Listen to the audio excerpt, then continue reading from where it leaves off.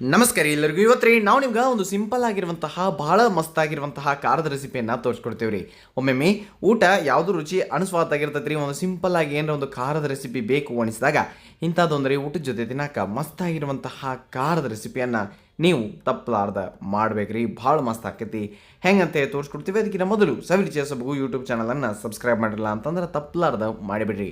ನೋಡಿ, ಇದಕ್ಕೆ ನೀವು ಫಸ್ಟಿಗೆ ಏನು ಮಾಡಿರಿ, 1 ಟೇಬಲ್ ಸ್ಪೂನಷ್ಟು ಧನಿಯಾ ಕಾಳು ಅಥವಾ ಕೊತ್ತಂಬರಿ ಕಾಳನ್ನು ತೊಗೊಳ್ರಿ.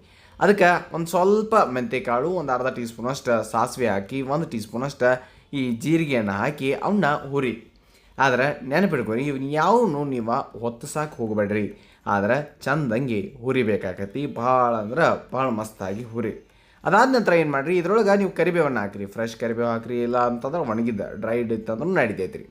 ಇಷ್ಟ ಕರಿಬೇವನ್ನು ಹಾಕಿ ಸ್ವಲ್ಪ ನೀವು ಹೊತ್ತು ತಿರುವಾಡಿ ಅದನ್ನು ಒಂದು ಮಿಕ್ಸರ್ ಜಾರ್ದಾಗ ಹಾಕಿ. ಅದಾದ ನಂತರ ನಿಮ್ಮ ಕೈಯಾಗ ಒಂದು ಕೈಯಾಗ ಎಷ್ಟು ಬರ್ತಾವೋ ಅಷ್ಟು ಈ ಬ್ಯಾಡಿಗೆ ಮೆಣಸ, ಒಂದು 3 ಖಾರದ ಮೆಣಸಿಕಾಯಿ ಅಥವಾ ಗುಂಟೂರು ಮೆಣಸಿಕಾಯನ್ನು ನೀವು ಇದ್ರೊಳಗೆ ಹಾಕಿರಿ, ಒಣ ಮೆಣಸಿಕಾಯಿ.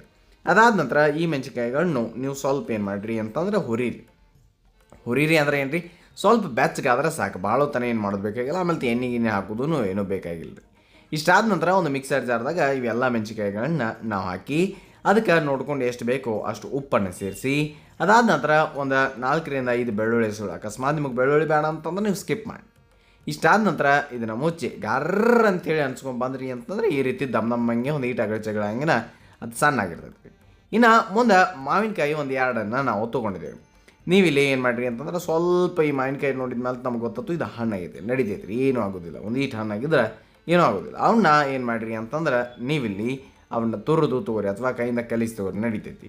ಇಲ್ಲ ನಿಮಗೆ ಮಾವಿನಕಾಯಿ ಬೇಡ ಅಂತಂದ್ರೆ ನೀವಿಲ್ಲಿ ಹುಣಸೆ ಹಣ್ಣನ್ನು ತೊಗೊಂಡು ಬರ್ರಿ. ಸ್ವಲ್ಪ ಚೆನ್ನಾಗಿ ಅದನ್ನು ನೆನೆಸಿ ಇಷ್ಟು ಹುಣಸೆ ಹಣ್ಣಿನ ರಸ ಗಟ್ಟಿಯಾಗಿ ಈ ರೀತಿಯಾಗಿ ತೊಗೊಂಬರ್ರಿ, ನಡಿತೈತಿ. ಮಾವಿನಕಾಯಿ ಹಾಕೋದು ಬೇಕಾಗಿಲ್ಲ.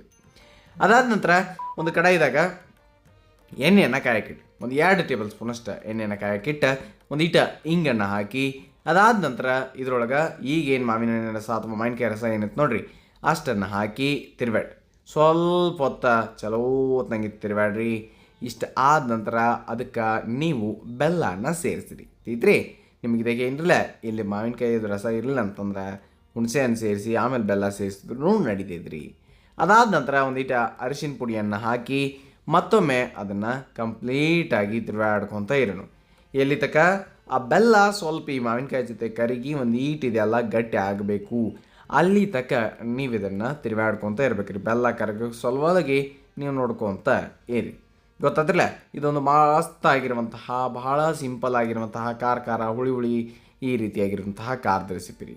ಈ ರೀತಿ ಮಸ್ತಾಗಿ ನಡ್ಬಾರ್ದು ಒಂದು ಸ್ವಲ್ಪ ಸ್ವೀಟನ್ನು ಹತ್ತೈತೆ ರೀ. ಈಗ ನೆಕ್ಸ್ಟ್ ಏನು ಮಾಡಿರಿ ಅಂತಂದ್ರೆ, ಈಗ ಮಿಕ್ಸರ್ ಜಾರ್ದಾಗ ನೀವು ಗರ್ರ ಅನ್ಸ್ಕೊಂಡು ತೊಗೊಂಬಂದಿರಿ ನೋಡಿ ಮೆಣಸಿಕಾಯಿ ಖಾರ, ಅದನ್ನು ತೊಗೊಂಬಂದ ಈ ಒಂದು ಮಾವಿನಕಾಯಿ ಜೊತೆನೆ ಸೇರಿಸಿ ಆ ಬೆಲ್ಲ ಮಾವಿನಕಾಯಿ ಖಾರ ಎಲ್ಲನೂ ಮಿಕ್ಸ್ ಆಗೋಂಗೆ ನೋಡ್ಕೊಂಡು ಚೆಂದಂಗೆ ಮಿಕ್ಸ್ ಮಾಡಿರಿ. ಅಷ್ಟಾದ ನಂತರ ಅದು ಸ್ವಲ್ಪ ನಿಮಗೆ ಅಂಟ ಅಂದ್ರೆ ಸ್ಟಿಕ್ಕಿನೆಸ್ ಕಾಣಕತ್ತೈತೆ ರೀ. ಅವಾಗ ನೀವನ್ನ ಗ್ಯಾಸ್ ಏನು ಮಾಡಿರಿ ಆಫ್ ಮಾಡಿ ಕೆಳಗೆ ತೊಗೊಂಬಂದು ಮತ್ತೊಂದು ಅದನ್ನು ಸ್ವಲ್ಪ ಮಿಕ್ಸ್ ಮಾಡಿದಂಗೆ ಮಾಡಿರಿ. ಅಂದ್ರೆ ಈ ಒಂದು ಖಾರ ತಯಾರಾಗೈತಿ ಅಂತ ಅರ್ಥ ರೀ.